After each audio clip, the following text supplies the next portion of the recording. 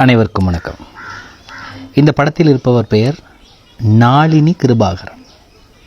38 வயது. இவர் எங்கே பிறந்திருக்கிறார் என்றால் ராமேஸ்வரம் அகதிகள் முகாமில் பிறந்திருக்கிறார். அப்போ இவர் பிறந்தது இலங்கையா?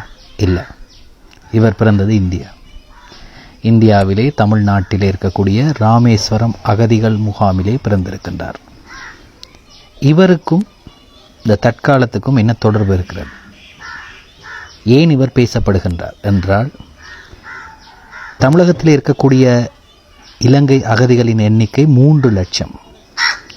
இந்த 3 லட்சம் அகதிகளில் இந்திய நாடாளுமன்ற தேர்தலிலே வாக்கு பதிவு செய்ய கிடைத்த அல்லது வாக்களிக்க கிடைத்த முதலாவது இலங்கை அகதியாக நாளினி கிருபாகரன் இடம்பெறுகிறார். 38 வருட தவம் என்று அவர் சொல்கின்றார்.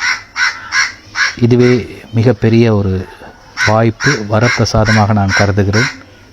38 வருட காலமாக நான்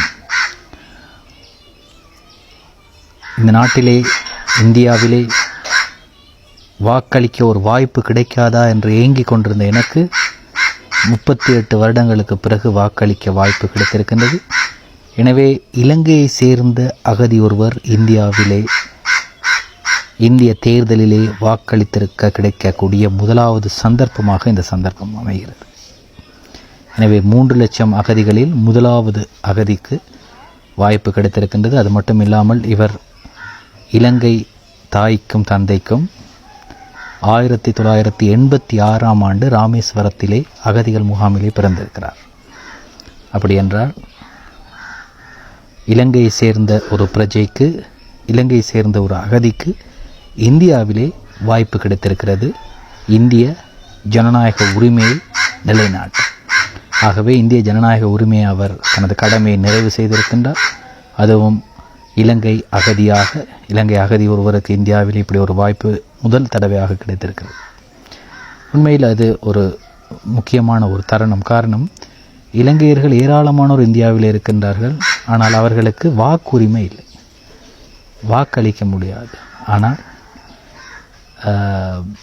இலங்கை அகதிகள் என்ற விதத்திலே வாக்களிக்கும் வாய்ப்பு கிடைத்த முதலாவது அகதியாக அல்லது முதலாவது இலங்கையராக நாளினி கிருபாகரன் இடம் பிடிக்கின்றார். 38 வயது. 1986ஆம் ஆண்டு ராமேஸ்வர அகதிகள் முகாமில் பிறந்த நாளினி கிருபாகரனுக்கு இலங்கையர்கள் சார்பில் எங்களுடைய வாழ்த்துக்களை தெரிவித்துக் கொள்கின்றோம். அதிகமாக இதை பகிருங்கள். எங்களுடைய தமிழர்களின் பெருமையை உலகுக்கு கூறுவோம்.